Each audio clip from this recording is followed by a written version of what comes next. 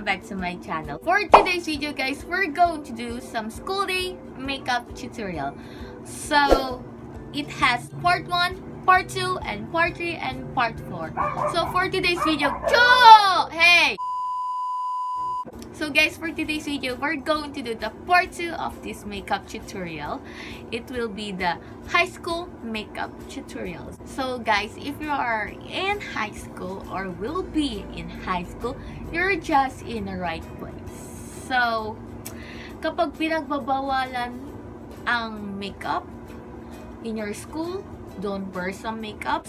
So, without further ado, let's go to the video. So guys, you are now in high school. So, yan yung puberty stage nyo. Tandaan nyo. So, always keep your skin healthy. Okay? So guys, if you have some sensitive skin, don't wear some makeup. Or if you want to wear some makeup, you can wear some makeup that is applicable in sensitive skin. Okay? So, let's start. So, puberty stage, like what I said. So, always keep your skin clean to say no to the pimples, to the whiteheads, to the blackheads, okay? Keep your skin clean. So, first of all, wash your face. Okay, wash your face. So, next, guys, we're gonna use some moisturizer. I'm gonna use this W2 to make our skin moisturize, okay? To clog our pores and to say no to the pimples, blackheads, and whiteheads.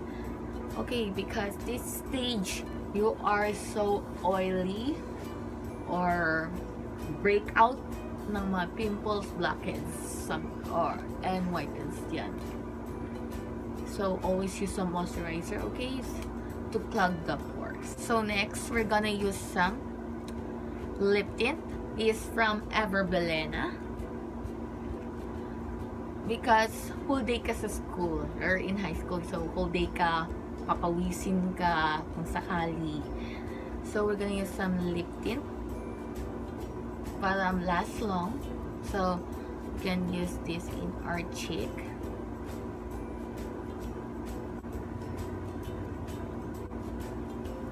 So guys, here's the finished look in lip tint.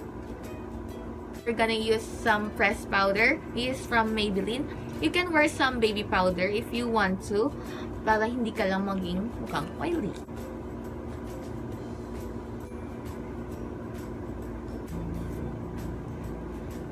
So, here's the finished look, guys. So, next we're gonna use some blush.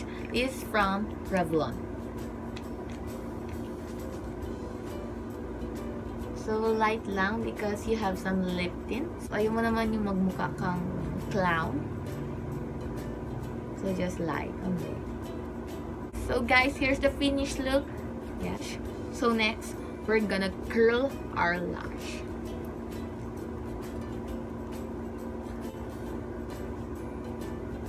So, guys, we're done curling our lash. The next, we're gonna use Maybelline Hyper Curl. So we're gonna use some mascara. So this is from Maybelline.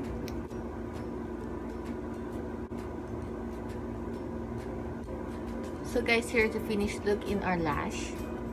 So next, we're going back again in lip tint for our lips. So I'll put some lip tint para long lasting yung color ng lips, para natural. So here's the finished look in the lip tint. So next, we're gonna use some lip balm from Maybelline to keep our lips moisturized. So guys, here's the finished look in our lips. So, sa'yo na po yan if you want to put some kilay pa or not, because I just want to keep it simple because you're just in junior high school. So, montage. So guys, here's the finished look for junior high school makeup tutorial. It's very simple and perfect for school. I hope you like it, guys.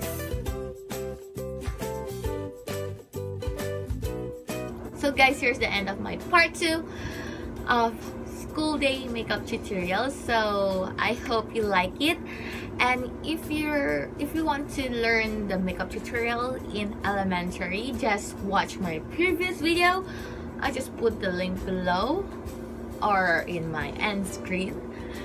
So watch out for my part 3 because it will be the senior high school makeup tutorials. So I think here gonna end my video. I hope you like it. Don't forget to hit the thumbs up, subscribe to my channel, and follow me on Twitter and Instagram. And don't forget to comment down below, guys, if you have some suggestion maybe. So see you on my next video, guys. Bye bye.